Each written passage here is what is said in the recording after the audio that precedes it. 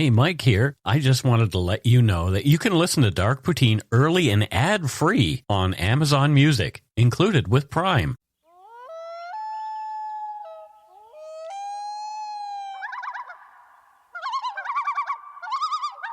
Welcome back to Dark Poutine. I am Mike Brown, and I see and hear my friend Matthew Stockton over there. What I can actually hear is your dog snoring. Snore, snore, snore.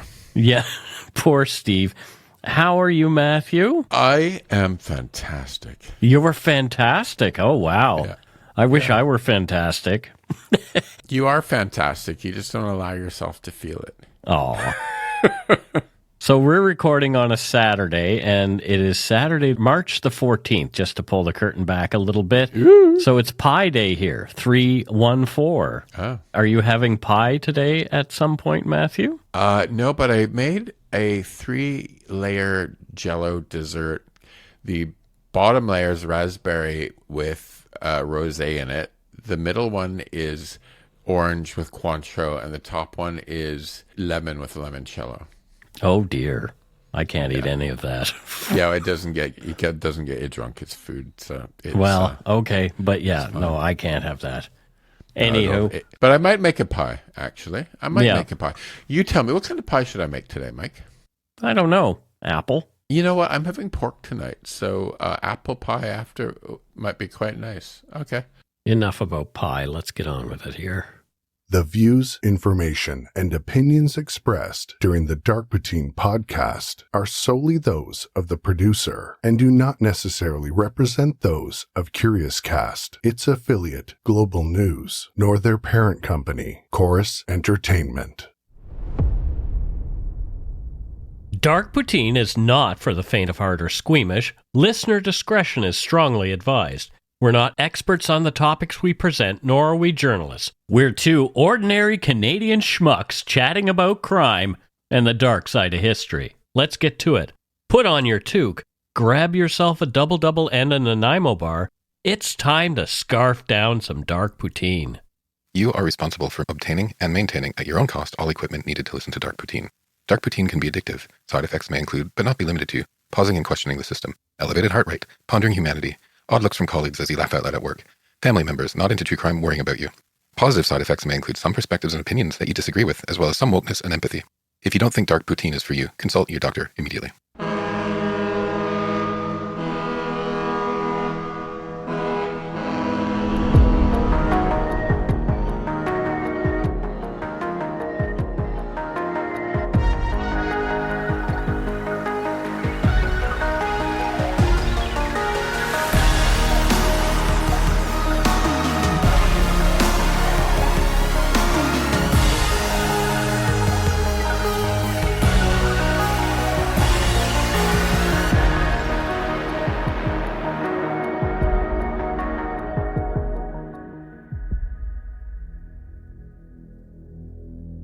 On the afternoon of March 11, 2022, Dr. Mohd Abdullah left work at the Thompson Rivers University in Kamloops, British Columbia. That afternoon, he was on his way to a meeting with his lawyer. It was supposed to be a discussion about money, hundreds of thousands of dollars, that Abdullah believed his lawyer had mishandled. Dr. Abdullah never returned. Days later, police would arrest the lawyer, Rogelio Butch Daramdas Bagabayo.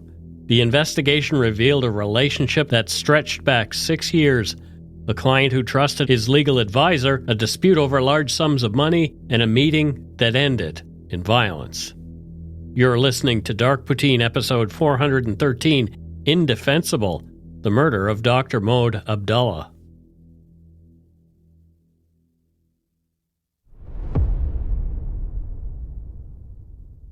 Kamloops sits in the arid interior of British Columbia, where the North and South Thompson Rivers meet. Low hills of sagebrush and grass surround the city, and in summer, the air carries the heat and dust of the interior plateau. For thousands of years before the modern city existed, the area was home to the Kamloops Tushuquetmuk people. The confluence of the North and South Thompson Rivers made it an important gathering, fishing, and trade location long before European settlers arrived and named it Thompson. The downtown core runs along the riverbanks, with Victoria Street serving as a busy corridor of offices, restaurants, and storefronts. To the south rises the campus of Thompson Rivers University, TRU, a major employer and gathering place in the community. Kamloops has long been known as a hub for transportation, ranching, and tourism, a city where highways, rail lines, and rivers converge, and where daily life tends to move at a steady, familiar pace. In a place like this, professional relationships often develop with social ones, and people expect that trust will be respected. Dr. Mohd Abdullah spent much of his life in classrooms and lecture halls. By 2022, he was a tenured professor at Thompson Rivers University in Kamloops, where he had worked for many years. TRU traces its roots to 1970 when the provincial government established a regional college intended to expand access to higher education beyond the major cities of Vancouver and Victoria. Over the following decades, the school grew steadily, eventually gaining full university status in 2005. Today, the campus serves thousands of students in programs ranging from trades training to graduate degrees. The buildings stretch across a hillside above the junction of the North and South Thompson Rivers, a landscape that gives the university its name and offers sweeping views of the surrounding valley. For the city, TRU functions as more than a place of learning. It's a hub of economic activity and a gathering place for students arriving from across Canada and around the world. During the academic year, the campus hums with lectures, research, and the daily movement of thousands of people. For faculty members like Dr. Abdullah, it was a place where careers unfolded. He'd been there for 20 years. For Abdullah, the campus had become the center of his professional life. Dr. Abdullah was born on October 1st, 1961. Over the years, he built a life that revolved around education and teaching. By the early 2000s, he'd settled in Kamloops, where he joined the faculty at TRU.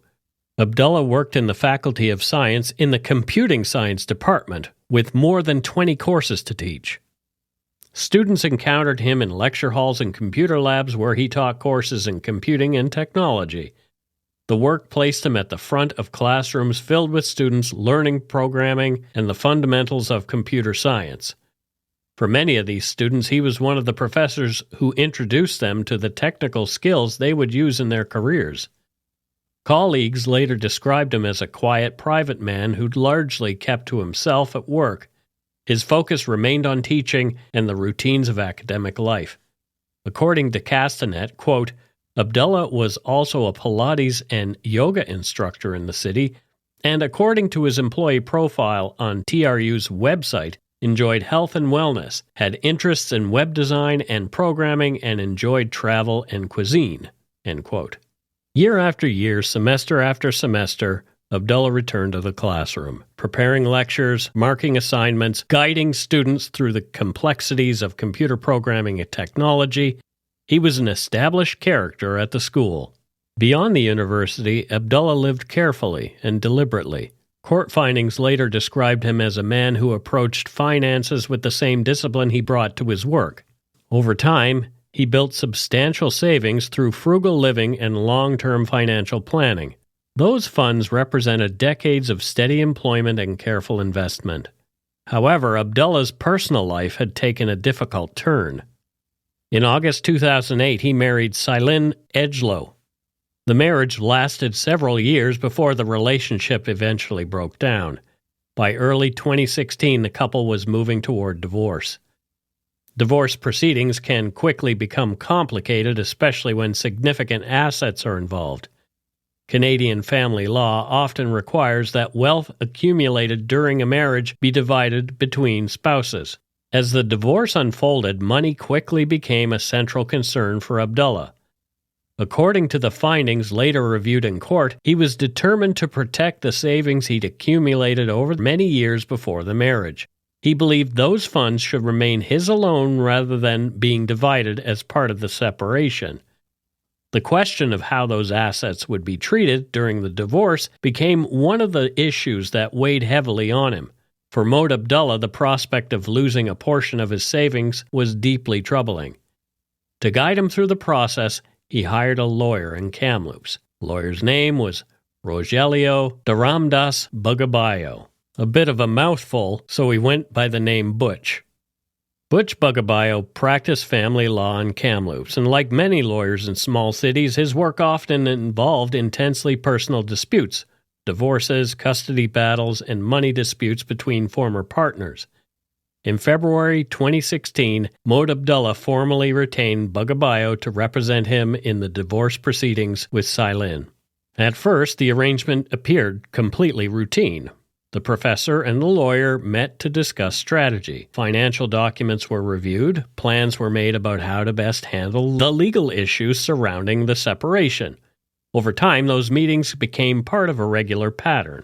Some of the meetings took place in Bugabio's office in downtown Kamloops. Others happened in nearby coffee shops where they could talk privately. On at least one occasion, the lawyer met Abdullah at his office at TRU. Between those meetings, emails and phone calls were exchanged over the years. The professional relationship between the two men lasted more than 6 years. In a city the size of Kamloops, professional relationships can sometimes grow familiar. Lawyers often see their clients repeatedly during stressful periods of their lives.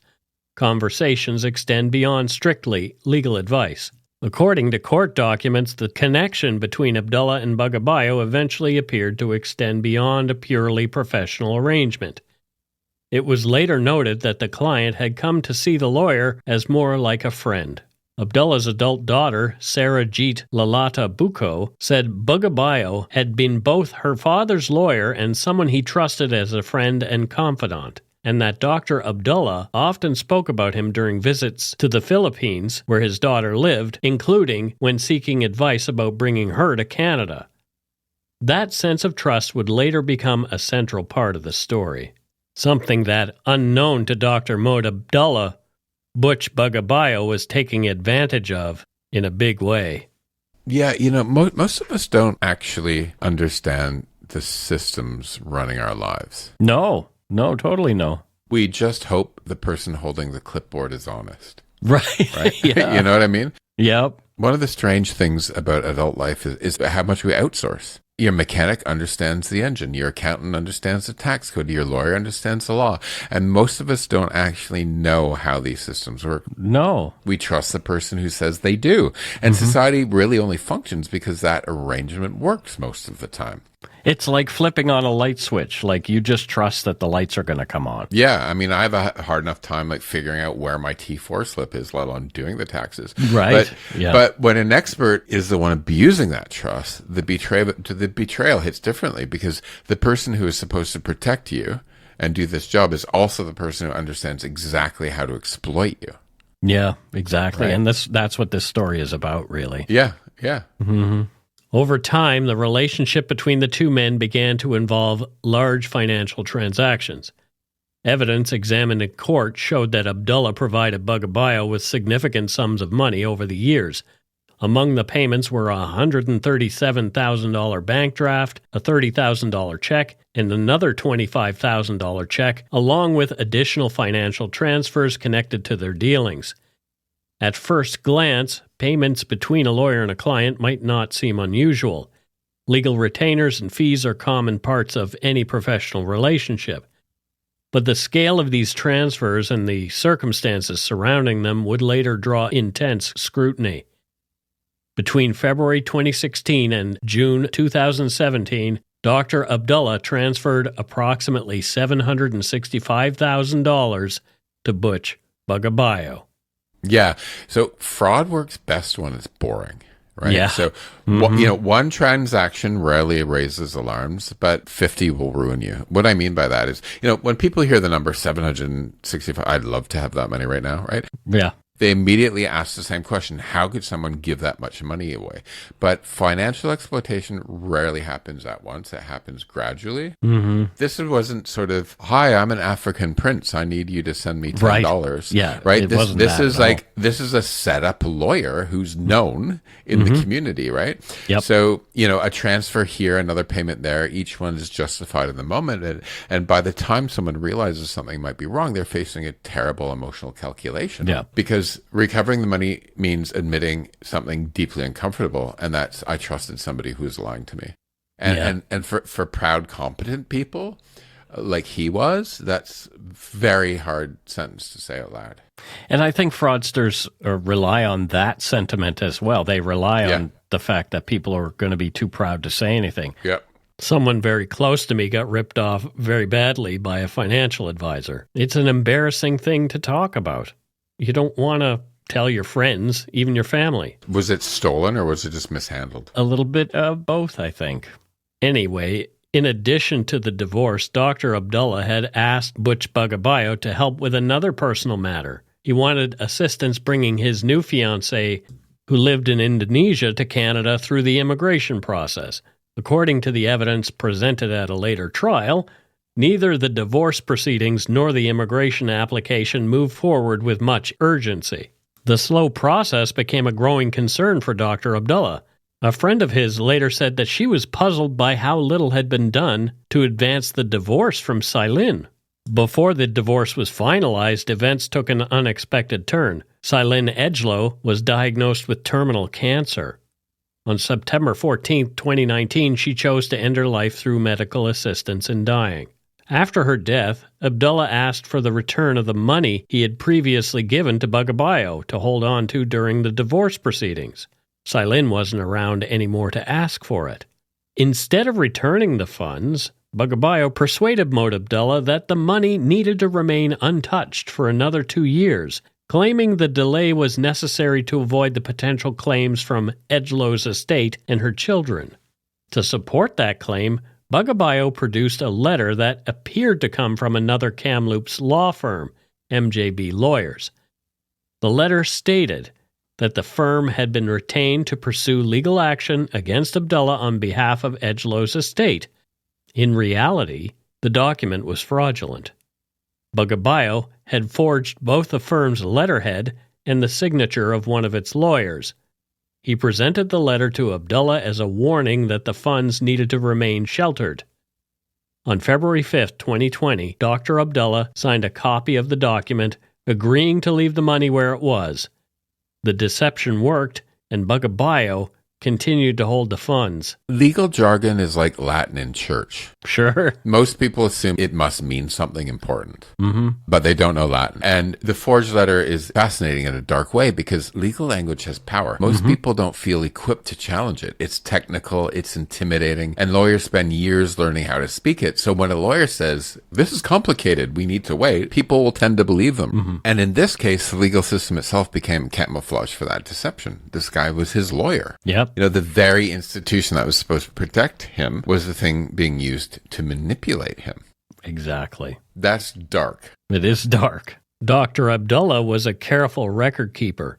He saved financial documents at home, on his personal computer, and on the network drive at his office at TRU. Investigators later discovered a folder on the desktop of his work computer labeled Butch. Inside were numerous records connected to his dealings with Bagabayo, including copies of checks and a list of questions Dr. Abdullah had prepared. His monthly calendars also contained handwritten notes marking meetings with Bagabayo and payments made to him during 2021 and early 2022. By 2021, the tone between the two men had begun to change. What had begun as a professional relationship built on trust was slowly becoming strained by suspicion, and rightfully so. In an email to Butch Bagabayo on February 25, 2022, Dr. Abdullah ended by saying, quote, "I'm so stressed with all of this. Where are you going with this, and what else is on your agenda for me? How long more do you want/wish to control me and my funds? Verbally, you have given me false hope on several occasions. You overpromise and underdeliver. Butch, please release me and my funds." End quote. After 6 years of working together, the professor and the lawyer were headed toward a confrontation. They arranged a meeting to discuss the money. There's a moment in every fraud where the victim stops being patient and starts being dangerous for the criminal. For the criminal, yeah. For years, this relationship worked because the power dynamic was simple. You know, client trusts lawyer. That was the dynamic, Right? That's a power dynamic in a way. Yep. But the emails show that that's starting to change. Yeah, Mohd was starting to wonder what the heck is going on. He starts beginning to ask direct questions. Right. Where is the money? When will it be returned? Those are direct. That's when you've had enough, right? Mm-hmm. And once that happens, the balance of power shifts. Yeah. Because the moment the client stops deferring, the lawyer is no longer the authority in the room. The client is. Right. Yeah. And then there's that lawyer is now a man with a very serious problem. Yeah, and that very serious problem needed a solution. You know, my husband, we're Gen Xers, so we live on knowing the realities of the world and disappointment. Yeah. Mm-hmm. So I always trust but verify. So my downstairs neighbor is doing renovation, and the strata called and said, "Can we hook you up with his electrician because he wants to look at some cords, right?" Blah, blah, blah, blah. I'm like, okay. So the guy got in touch, and I said, "Who owns the electric company?" I said, "Okay, I will allow this because I know Joe, who's moving downstairs, nice guy, right? I'm not going to be a dick, but you have to confirm to me that everything will be exactly put back together, and I'll have no disruption or changes in anything." And he kind of like didn't answer that question, and then a couple days later it's like, "Hey, we'd really like to come in today, Monday, to do it." Like, you can come in as soon as you read that note and say to me, "Yes, I understand that if anything goes wrong, blah blah blah blah, blah, I'll be totally responsible." So he's like, "Yes, of course," and he wrote it out. And then they come up and they do the thing, and then Justin was smart enough to like screen grab our Wi-Fi speed, and when they were done, it was 1/4, and we're like, "Fix it." And it took them 7 days to figure it out. And they ended up having to spend a lot of money and getting other professionals in to do it, because you have to make sure you're covered, even when you're dealing with professionals. Yeah.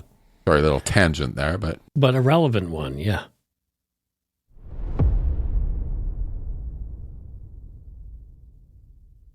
Friday afternoon, March 11, 2022, came and went just like any other in Kamloops. At some point that afternoon, Dr. Mohd Abdullah left TRU to meet his lawyer, Butch Bagabayo. The meeting had been scheduled for 3:30 p.m. From Dr. Abdullah's perspective, the meeting represented a chance to resolve a dispute that had been building for months. He expected a conversation about money and about the future of his relationship with the lawyer who had represented him for years. What happened during that meeting would not be immediately known. In fact, for several days, no one realized anything had gone wrong. It was not until the following week that the first signs of concern appeared. On Monday morning, March 14th, Dr. Abdullah failed to appear for one of his scheduled classes at TRU. The absence was immediately noticeable.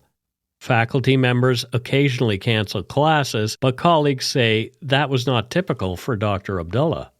When the professor did not arrive, Man-Hoon Lee, associate professor and chair of the computing science department, stepped in to address the students who had gathered for lecture.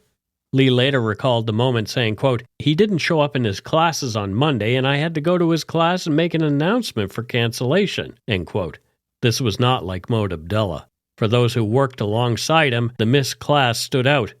He'd built a reputation as someone who was dependable and punctual, someone who showed up for his responsibilities, and expected others to do that too. When he failed to appear without explanation, colleagues began to wonder what had happened. At first, there may have been many simple explanations. Perhaps he was ill, perhaps something else had come up unexpectedly, but as the hours passed and no word came from Dr. Abdullah, the situation began to feel more unusual. Attempts to reach him went unanswered. Messages were not returned. There was no explanation for his absence. Eventually, concern grew serious enough that police were notified. The Kamloops RCMP opened a missing person investigation.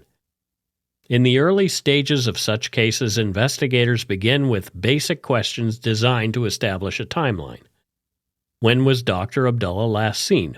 Where was he going? And who was he supposed to meet? For Dr. Abdullah, the answers quickly led detectives to a single appointment. The last known engagement on his schedule had been a meeting with his lawyer, Butch Bagabayo, on the afternoon of March 11th. For investigators, identifying the last person known to have seen a missing individual is a critical step. It does not automatically imply wrongdoing, but it does establish a starting point for understanding what may have happened. In the days following Abdullah's disappearance, Kamloops RCMP continued focusing on what happened after the meeting between Dr. Abdullah and Butch Bagabayo that afternoon. The investigation was still unfolding, but detectives were beginning to gather evidence suggesting the case might involve more than a missing person. According to court documents, quote, Bagabayo told officers that he met with Dr. Abdullah on the Friday before around 2 p.m. He said he was unable to discuss the matter too much without first consulting with the Law Society of BC.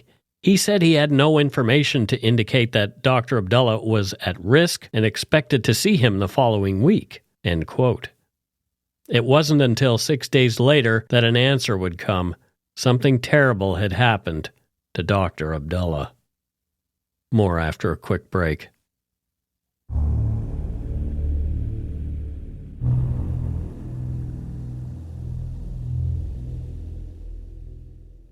And we are back at the halfway point, Matthew. Thoughts so far? You've written a bit here. What makes this case particularly disturbing is the role the killer occupied in Dr. Abdullah's life, right? Mm-hmm. We expect danger from strangers. That's easy to understand. But lawyers exist in a very different category in our lives.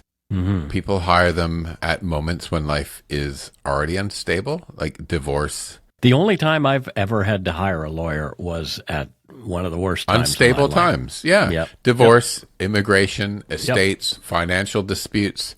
These are moments when people are kind of at their most vulnerable. Mm-hmm. What clients are really paying for isn't just expertise. They're paying for that trust. By all accounts, Dr. Abdullah was careful. He's methodical. Mm-hmm. He was the kind of person who kept records and organized documents, right? We saw this. But systems only work if people inside them behave ethically. Mm-hmm. And when they don't, when the person holding the expertise is also the person committing the deception, then the victim ends up trapped in a really terrible position, because confronting the truth means admitting something painful. I trusted the wrong person. And what's heartbreaking here is that Abdullah was finally starting to push back. The emails show it. He was finally starting to figure out something was wrong. He was asking questions and he was demanding answers. And that meeting on March the 11th was supposed to be the moment when this situation would be finally resolved. That's what he would have been hoping for, right? Mm-hmm. And instead it becomes the moment when the person he trusted most turns out to be the most dangerous person in the room. Horrible. He was doing things the right way and professionally and trying to look after himself and look after his money and his investments and, Yep. The answer to Dr. Abdullah's whereabouts came on the evening of March 17, 2022. Kamloops RCMP received a 911 call from Justin Robertson, who reported that he believed there was a body inside a large Husky storage bin in the back of a budget rental van parked in his grandfather's driveway. Robertson had grown suspicious of the contents of the van, which his grandfather, Wynand Rautenbach, had rented at Butch Bagabayo's request. Concerned that his 83-year-old grandfather might have been persuaded to rent the vehicle for something illegal or troubling, Robertson decided to look inside.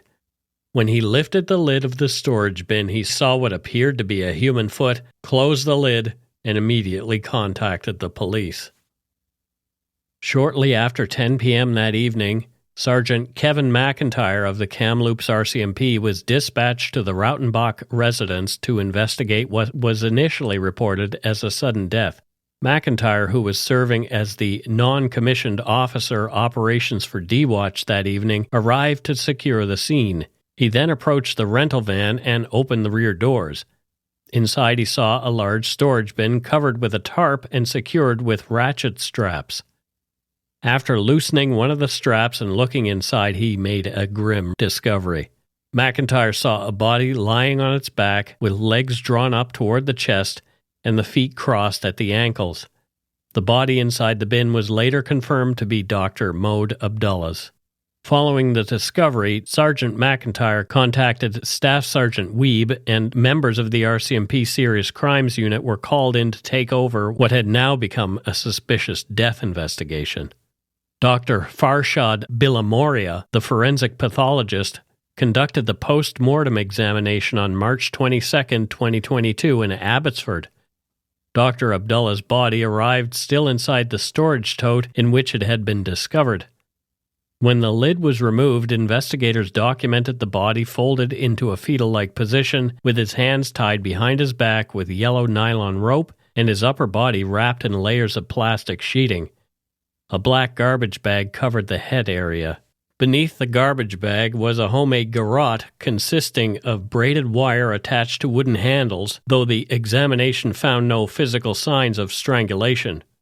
Rope bindings around his wrists had left clear impressions in the skin, indicating his hands had been tightly restrained. The autopsy determined that Dr. Abdullah had suffered multiple injuries, including abrasions and 11 sharp force wounds, 10 stab wounds, and 1 slash wound. Most of the wounds were concentrated in the left side of the neck and chest, and several penetrated the lungs. 1 stab wound pierced the heart, which the pathologist concluded was the fatal injury. The injuries suggested that the wounds were inflicted in rapid succession while Dr. Abdullah was still alive. Police decided to leave the rental van parked at the Rautenbach residence and place it under surveillance, allowing a meeting arranged between Wynand Rautenbach and Butch Bagabayo to go ahead as planned the following morning, March 18th. At 8:26 on March 18th, Butch Bagabayo activated the security system at his home and left, driving his Honda Pilot to the agreed meeting location with Rautenbach in the Kamloops Costco parking lot. After waiting there briefly, he drove past the Rautenbach residence and continued on to a nearby Tim Hortons. RCMP officers who had been monitoring his movements followed him and arrested him in the restaurant's parking lot. Friends and colleagues of Dr. Abdullah were distraught over the revelation that he'd been killed. From Castanet, quote, TRU issued a statement after police confirmed his identity that TRU is organizing counseling services to support those impacted by Abdullah's death. We are cooperating with the RCMP, and given the ongoing investigation, we will not be providing further comment, the statement read. The president of TRU's faculty union, Tara Lister, said the news has been very upsetting. She had no further comment regarding Dr. Abdullah. End quote. Many current and former students sent messages of condolence to the university. Sarajit Lalata Buko, Dr. Abdullah's daughter, gave a statement to CBC News. She said, quote, My dad is a quiet person, but he is kind. He always gives me wisdom whenever we talk. Whenever he visits me here in the Philippines, he always talks to me, heart-to-heart talks. End quote. His son-in-law, Jules, in the same article, said Mohd was humble and easy to talk to, and a good dad. During a search following the arrest, officers discovered several documents hidden inside a small white plastic shopping or garbage bag tucked into the sleeve of Butch Bagabayo's coat. Bagabayo told the police that the papers were, quote, client documents and asserted solicitor-client privilege, prompting officers to set them aside without examining them. The documents were later given to independent lawyers appointed as referees to determine whether any of the materials were privileged. After that review was completed, the referees released the documents to the investigators. The documents found hidden in Bagabayo's coat were strikingly similar to files investigators had already discovered in the Butch folder while searching Dr. Abdullah's computer at TRU.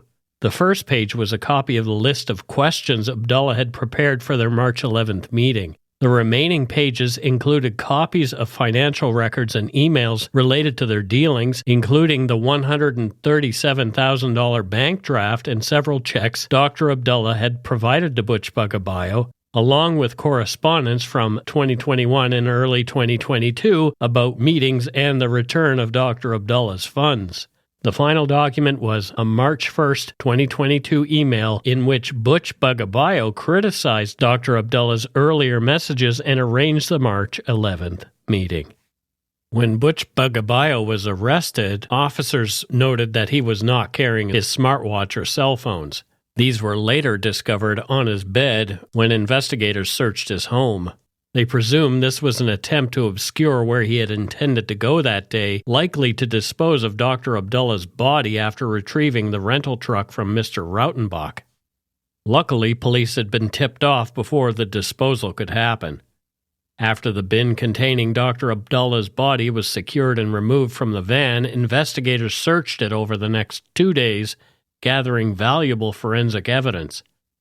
Inside the cargo area, they uncovered numerous items suggesting preparation for transporting and disposing of the body. These included garbage bags, plastic sheeting with stains, gloves, masks, clothing, stained paper towels, knives, saw blades, rope, and cleaning supplies, as well as tools such as a pickaxe, shovel, and scraper. Some bags contained clothing and plastic sheeting with apparent bloodstains. In another bag, officers located a bath towel marked with the name Bagabayo. Taken together, the materials inside the van pointed to deliberate efforts to conceal and dispose of a body, transforming the investigation from a disappearance into a clear case of homicide. At some points, the evidence stops whispering and starts yelling, right? Yeah. Investigations often move through stages. There's first the uncertainty, and then there's the suspicion, and then a moment when the evidence becomes impossible to interpret any other way. Right. Here we're looking at plastic sheeting and tools and cleaning supplies and rope. And at that point, it clearly stops being a mystery. It becomes a reconstruction. They're not asking if a crime occurred. They're asking how carefully it was planned at this point. Yeah. On March 28, 2022, police searched Butch Bagabayo's 3 vehicles, a Toyota Sienna, Chevy Silverado, and a Honda Pilot. Nothing of evidentiary value was found in the first 2 vehicles. The Honda Pilot, however, was cluttered with bags, clothing, gloves, masks, garbage bags, peroxide, and numerous receipts. Inside a duffel bag, officers found clothing, toiletries, rain ponchos. Inside a duffel bag, officers found clothing, toiletries, rain ponchos, and Hoka running shoes matching those worn by Butch Bagabayo when he was seen on security footage on March 10th at Home Depot buying a storage tote matching the one in which Dr. Abdullah's body was later found. Chillingly, the bag also contained a smaller white bag labeled After, though its significance was unclear. Investigators also searched Butch Bagabayo's law office, where forensic testing revealed reddish stains in the foyer, on the stairs, and near the entry door, some indicating the possible presence of blood. Several rooms contained plastic sheeting, including a roll later linked to plastic found in the van with the victim's body. When the 2 pieces were laid side by side, the edges aligned perfectly, indicating they had originally been part of the same sheet before being cut apart. Police spent several days searching Butch Bagabayo's home and property, describing the premises as heavily cluttered with large quantities of stored items. Investigators found boxes of masks and gloves, rolls of plastic sheeting, tarps, rope, tools, and stacks of storage bins throughout the house, sheds, an RV, and a shipping container. Inside the home, they located additional rolls of plastic sheeting similar to the material used to wrap up Dr. Abdullah's body. Among the items recovered was a handwritten cue card containing a short to-do list that included phrases such as, "Bag everything after," "Don't bring phone and watch," "Turn GPS off," and "Throw garbage out." Searches of the backyard and storage buildings uncovered tools, rope, propane tanks, and other materials, including a piece of wood later linked to the handles of the garrote used in the killing. Investigators also found recently purchased equipment similar to items Butch Bagabayo had bought shortly before the crime. Investigators discovered that the security cameras at Butch Bagabayo's home had been manually turned off on March 10, 2022, the day before Dr. Abdullah disappeared. The system remained off during the critical period when police believed the killing occurred and Bagabayo moved Dr. Abdullah's body. Of course. Turning off cameras is rarely the start of a good afternoon. Right. That detail quietly answers one of the most important legal questions in any murder trial. Mm-hmm. And that was the act spontaneous or planned? Right. People don't usually disable surveillance systems during an argument. They do it beforehand when they already know that they're going to do something terrible. Mm-hmm. Because the cameras were disabled, there was no video record of activity at the property during that time. When police compared footage from before and after the shutdown, they noticed that certain items, including a cargo carrier and a large storage tote, appeared at the property while the cameras were off. The tote was similar to the container later used to conceal Dr. Abdullah's body. The cameras had been working normally before March 10th and resumed recording afterward, leaving a gap that covered the period when the crime is believed to have taken place. A financial audit revealed that Bugabio had reported no income to the Canada Revenue Agency and had not filed tax returns between 2017 and 2022. The review also showed he owed more than $180,000 on a line of credit and was under audit by the Law Society. Butch Bugabio was initially charged with indignity to human remains and finally charged with first-degree murder in the death of Dr. Mohd Abdullah. He was released on bail on July 12, 2023, pending trial. The charge alleged that Butch Bugabio had intentionally caused Dr. Abdullah's death and planned the killing in advance. The trial took place in the Supreme Court of British Columbia in Kamloops. The Crown alleged that Bugabio murdered his client, Dr. Abdullah, during a meeting at his Victoria Street law office on March 11, 2022. There were no eyewitnesses to the killing, but there was lots of forensic evidence. Over the course of the trial, the Crown presented a detailed timeline of Butch Bugabio's actions in the days leading up to the meeting with Dr. Abdullah. The prosecutors argued that these steps showed planning. Among the key pieces of evidence were the purchase of a large Husky storage tote, plastic sheeting and tools, the creation of the to-do list that included instructions like bag everything after, and the decision to disable the security cameras at Butch Bugabio's home shortly before the killing. Through his attorney, Butch Bugabio eventually admitted that he had killed his client, Dr. Mohd Abdullah, in his Kamloops law office. He insisted, though, it wasn't a planned execution. He claimed he had lost or taken hundreds of thousands of dollars Abdullah had entrusted to him, and that the confrontation over the missing money erupted during their March 11, 2022 meeting. Things had become heated, and the meeting spiraled into what became a violent confrontation. In court, Bugabio's lawyer argued this made the crime manslaughter, not murder. The central legal question for the court was whether the Crown had proven not only that Bugabio had killed Abdullah, but that the killing was planned and deliberate, which would make it first-degree murder under Canadian law. The judge rejected the defense version, concluding the killing was planned and deliberate and finding his, quote, unexpected outburst story was not credible. Justice Kathleen Kerr noted in her judgment that the case was built entirely on indirect proof, writing, quote, there were no eyewitnesses to the events and no statements that provide any context to the events of March 11, 2022. Accordingly, this case is entirely circumstantial, end quote. In her findings, Judge Kerr concluded that the evidence pointed clearly to intentional killing. She wrote, quote, I have no doubt that Mr. Bugabio's actions in this case constitute a planned and deliberate murder, end quote.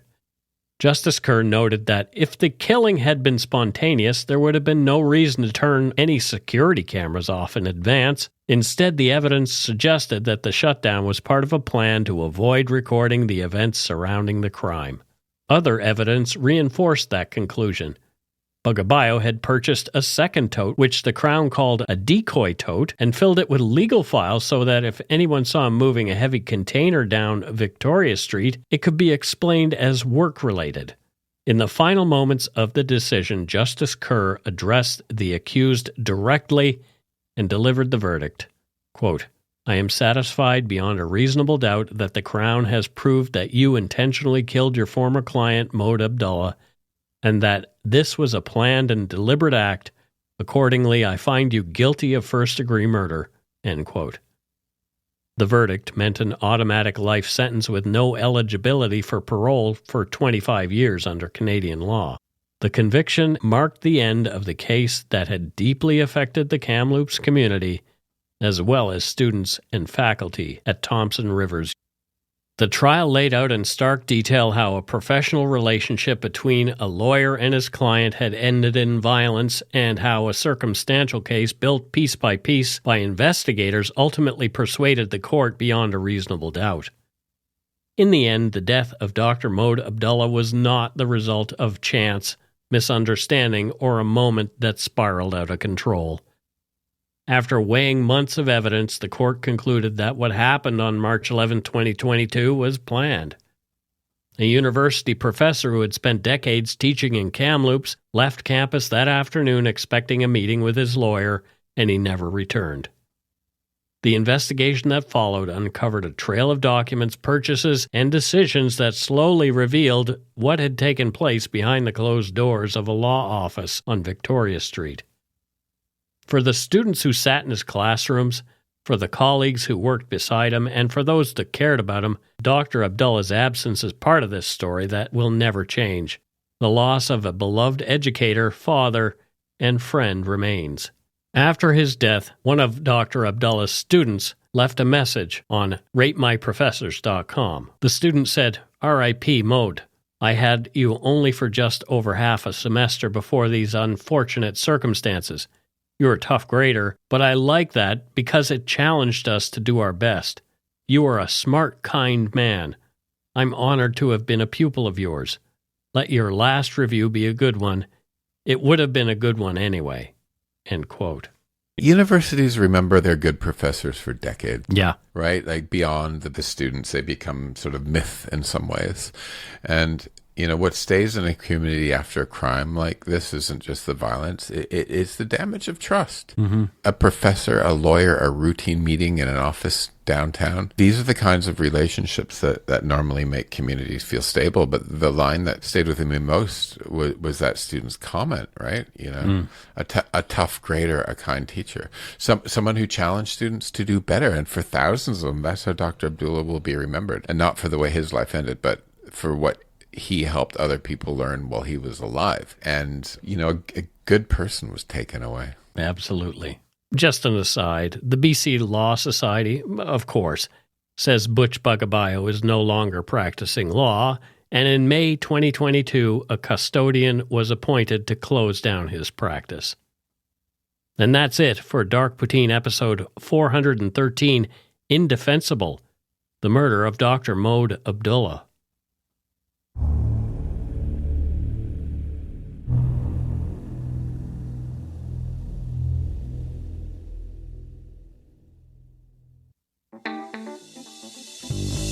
That's right. It's time for voicemails. You can leave us a message at 1-877-327-5786 or 1-877-DARK-PTN. We'd love to hear from you. Let's see who called us this week. And it is time for us to listen to a voicemail. And we've got one this week, and it looks like it comes from south of the border. Let's have a listen. Hi, this is Vera from south of the border and just outside of Buffalo. Just wanted to call and say I'm a huge fan of the podcast. I love listening to you guys talk about whatever, and I love learning something too. Just was listening to the most recent episode about the Toronto 18, and Mike mentioned he played Animal Crossing, and I thought that was really cool because it was one of my favorite games. It has been for a while. I might shoot you guys an email with my dream address because it's really long. I don't feel like saying it on the air, a voicemail, whatever. But, just keep doing what you're doing and take a shit in your hat. Bye.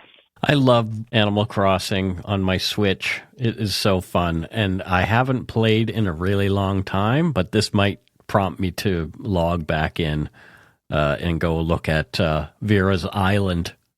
Because that's what you do. Someone sends you their address and you can go look at their island and see how they've decorated and stuff like that. It's super fun. Yeah. So thanks, Vera. That's awesome. So should I give her a job? What does Vera do there in Buffalo, New York? I think she works at, I think it's called something different now, but there's a really good art gallery in. Can you speak up a little? There's a really good art gallery. It used to be called the Albright Knox Gallery. I think she was once a curator there. She was once a curator at the Albright Knox Gallery. Well, that's nice. That's very nice. Yeah. I'm so old. They're renaming art galleries. That's well, you know. You know you're old when you've seen a stadium be named 14 different things. Right? Right. Yeah, it used to be GM Place, now it's Rogers Arena, and who knows? Probably going to be Jim Pattison something at some point. Anyway, that's it for this week's voicemails. Again, you can leave us one at 1-877-327-5786 or 1-877-DARK-PTN. We'd love to hear from you, even if it is just to say hi and to tell us to go shit in our hats. If you're stumped for what to chat with us about, a quick story is welcome. And we do have a new patron this week. That is very nice. Dun, da, da, da. And that person's name is Jessica Kowalchuk, and Jessica is from Lacombe, Alberta, here in Kanakistan. Ah. Yes, so Jessica, what does Jessica do there in Lacombe, Alberta, Matthew Stockton? Hairstylist. She's a hairstylist. Oh, okay. And her place is called Lacombe's Combs. Lacombe's Combs. Oh, boy. That's really good. Thanks to all our patrons and Donut Money donors, past and present, for your generosity. It helps to keep the show going. You can become a patron of Dark Poutine at patreon.com/darkpoutine. For a one-time donation, you can send us donut money via PayPal or interact using our email address, darkpoutinepodcast@gmail.com. If you don't already subscribe to the show, it would mean a lot if you did. You can easily find Dark Poutine on Apple Podcasts, Spotify, or wherever you listen to your favorite shows. If you haven't gotten yours yet, my 2 books are available to order via links on the Dark Poutine website or anywhere fine books are sold. And speaking of darkpoutine.com, check it out for show notes and other cool stuff. We'd appreciate it if you gave Dark Poutine a like or a follow on Facebook and Instagram. Most importantly, thank you for listening. Tell your friends about us. Word of mouth is a powerful thing. And that is it for this episode of Dark Poutine. So until next time, don't forget to be a good egg and not a bad apple. Bad apple! Bad apple.